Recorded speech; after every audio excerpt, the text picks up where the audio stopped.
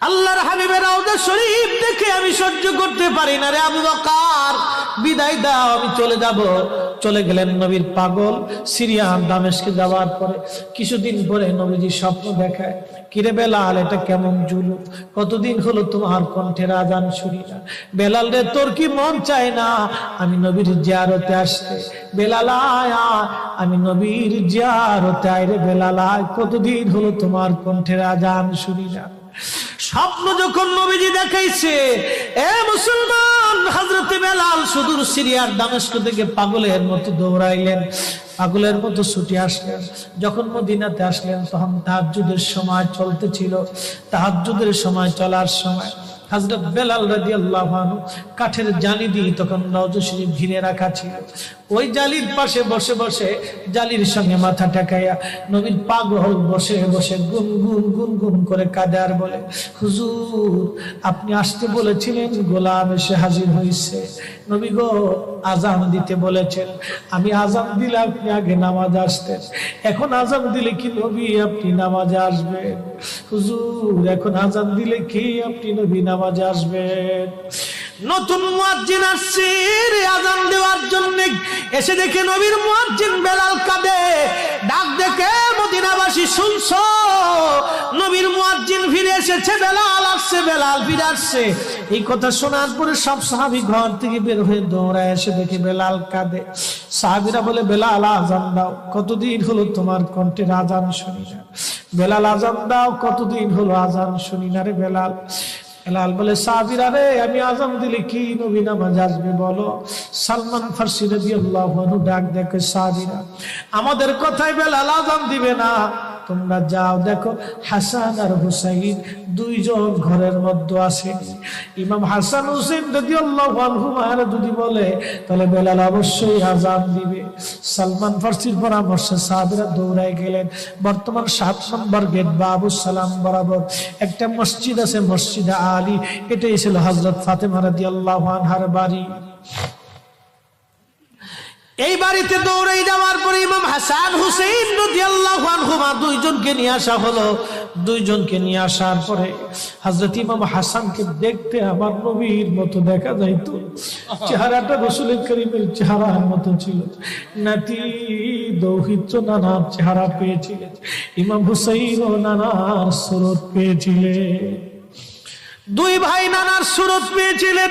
হযরত বেলাল রওজা শরীফ থেকে উঠে হযরতে হাসানের বুকের মধ্যে মাথা ঠেকায় কাঁদতেছে, ইমাম হুসাইনের বুকের মধ্যে মাথা ঠেকায় কাঁদে। হযরত ইমাম হাসান ডাক ডাকা, নানার মুয়াজ্জিন, কতদিন হলো তোমার কণ্ঠে আজান শুনি না, যেই কণ্ঠ দিয়া নানার আজান শুনাইতা, যাও গো ওই কণ্ঠ দিয়ে আমাদেরকেও আজান শোনাইয়া যাও। যখন হযরতে বেলাল ইমাম হাসান এই কথা বললেন, হযরতে বেলাল দৌড়ায় গেলেন। যেই বনু নাজ্জার গোত্রের মহিলা সাহাবীর ছাদের উপরে দাঁড়ায় বেলাল আজান দিত। আবু দাউদের 519 নম্বর হাদিসের মধ্যে আসছে, প্রত্যেক ফজরের নামাজের সুবহে সাদিকের আগে বেলাল দাঁড়াইতেন। দাঁড়ায় আজানের আগে বলতেন, আল্লাহুম্মা ইন্নী আহমাদুকা ওয়া নাস্তাঈনুকা আলা কুরাইশিন ইউকিমু দীনাক। প্রত্যেক ফজরের আজানের আগে এই দোয়াটা পড়ে বেলাল আজান শুরু করতেন। হযরত বেলাল রাদিয়াল্লাহু আনহু আজকে তাহাজ্জুদের আজান দিতে গেছে। আজান দিতে যাওয়ার পরে হযরত বেলাল যখন আজান দিলেন, আল্লাহু আকবার, আল্লাহু আকবার, আজানের মধুর ধ্বনি সারা মদিনার রন্দে রন্দে ছড়িয়ে গেল। মদিনার ঘর থেকে সব সাহাবী বের হয়ে দৌড় মারছে। আবার যখন বলেন আল্লাহু আকবার, আল্লাহু আকবার, সব সাহাবী, মহিলা, বৃদ্ধ, বনিতা ঘর থেকে বের হয়ে দৌড় মারছে। যখন বলল আশহাদু আল্লা ইলাহা ইল্লাল্লাহ, মদিনার ঘর থেকে সব মহিলারা ঘর থেকে বের হয়ে দৌড় মারছে রে, আর কান্না করে, নবী বুঝি ফিরে আসছে রে। আবার যখন বলেন আশহাদু আল্লা ইলাহা ইল্লাল্লাহ, তখন মদিনার মানুষ কান্না করতেছিল, গুন গুন গুন গুন করে কান্না করে। মদিনার ভিতরে আওয়াজ বের হয়ে গেল, নবী বুঝি আসছে রে, নবী বুঝি ফিরে আসছে রে, নবী বুঝি ফিরে আসছে রে, নবী বুঝি আসছে। হযরত বেলাল যখন বলেন আশহাদু আন্না মুহাম্মাদুর রাসূলুল্লাহ, মদিনার মাটিগুলি থরথর থরথর করে কেঁপে উঠছে রে। মদিনার মানুষের কান্না বেড়ে গেল। হযরত বেলাল অজ্ঞান হয়ে জমিনের মধ্যে পড়ে গেলেন, তিনি বেহুশ। নবীর আশিক বেহুশ হয়ে গেলেন। বেলালের মতো আশিক যদি আমরা হইতাম,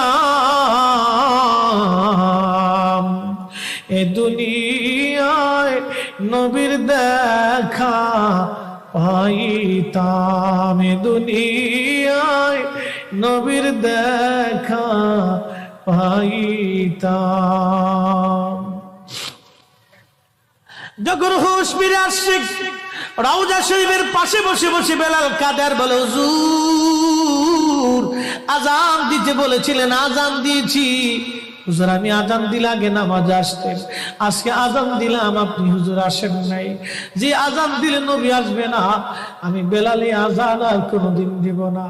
হযরতে বেলাল কিছুদিন পরে কলিজা ফেটে নবীর বিরহ বেদনা সহ্য করতে না পেরে তিনি চলে গিয়েছিলেন পরপারে। কলিজা ফেটে, কলিজা ফেটে, কলিজা ফেটে।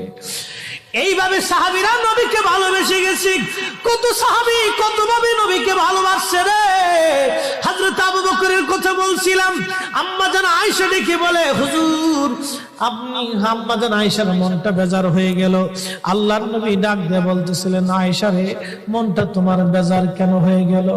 আম্মা জান বললেন, হুজুর দিনের জন্য আমার আব্বা জান সব সম্পদগুলি বিলীন করে দিয়েছে, ভালোবেসে আপনার সঙ্গে আমার বিবাহ শাদী দিয়েছে। ইয়া রাসূলুল্লাহ ভাবছিলাম আপনি আমার আব্বা জানের কথা বলবেন, যে আকাশের তুল্য নেক আমার আব্বা জানের আমলনামায় আছে। আল্লাহর নবী ডাক দেখো, আয়েশা রে তোমার আব্বা জানের এক রজনীর আমল যদি এক পাল্লায় দাও, আমার উম্মতের সব উম্মতের আমল যদি আর এক পাল্লায় দাও, আমার আবু বকরের এক রাত্রে আমলের ওজনের সমান হবে না। আম্মা জান বলে, হুজুর কোন রাত, কোন রাত, কোন রাত? নবীজি বললেন, আয়েশা রে সেটা হিজরতের রাত। বহুদিন আগে বলেছিলাম আবু বকর হিজরত করা লাগতে পারে, এই কথার জন্য হিজরতের রজনীতে আমি হযরত আলীকে ঘরের মধ্যে রেখে আমি যখন চলে আসলাম, হযরত আবু বকরের ঘরের দরজায় ছোট্ট করে টুকা দিয়ে বললাম, আবু বকর দরজা খোলো। সাথে সাথে দরজা খুলে গেল। জিজ্ঞেস করলাম, আবু বকর তুমি কি ঘুমাও নাই? আবু বকর ডেকে বলে, ইয়া নবী আল্লাহ বহুদিন আগে বলেছিলেন হিজরত করা লাগবে। হুজুর ওই দিন রজনী থেকে অদ্যবধি রজনীতে আমি কোন রাত্রির জন্য বিছনায় পিঠ লাগাই নাই। আপনি নবীর অপেক্ষায় দরজার সাথে ঠেস মেরে দাঁড়ায় আমি জেগে থাকি, কখন আপনি আসবেন, কখন আপনি আসবেন, কখন আপনি আসবেন। আপনি যখন রাত্রিবেলা আসবেন আমি ঘুমাবো, আপনি ডাকবেন, কাফেররা টের পাবে, আপনাকে কষ্ট দিবে। হুজুর একটা রজনীর জন্য আমি বিছনায় পিঠ লাগাই নাই, আপনি নবীর অপেক্ষায় দাঁড়ায় রয়েছি, দাঁড়ায় আসছি, দাঁড়ায় আসছি, আমি ঘুমাই না। আয়েশা রে এই রজনী আল্লাহর কাছে এত ভালো লাগছে, এত ভালো। আরে সাহাবী আবু বকর নবীকে ভালোবেসে নবীর অপেক্ষায় দাঁড়ানোর জন্য, নবীর জন্য দাঁড়িয়ে থাকার জন্য, নবীর জন্য দাঁড়িয়ে